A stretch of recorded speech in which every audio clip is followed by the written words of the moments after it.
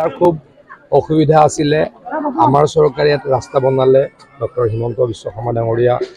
মুখ্যমন্ত্ৰী গড়কাপ্তানি মন্ত্ৰী হোৱাৰ পাছত বা মই বিধায়ক হোৱাৰ পাছত আমি ইয়াতে ৰাস্তা বনালোঁ কিন্তু গৰাখহনীয়াৰ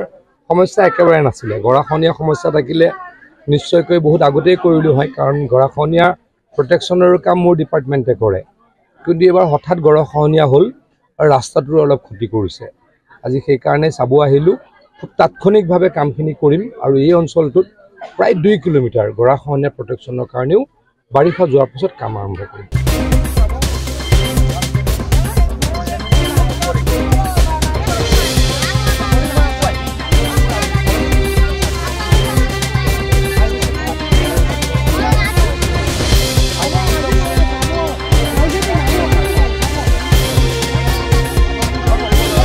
যিকোনো খবৰৰ বাবে যোগাযোগ কৰক আমাৰ এই নম্বৰত 7099017330 আৰু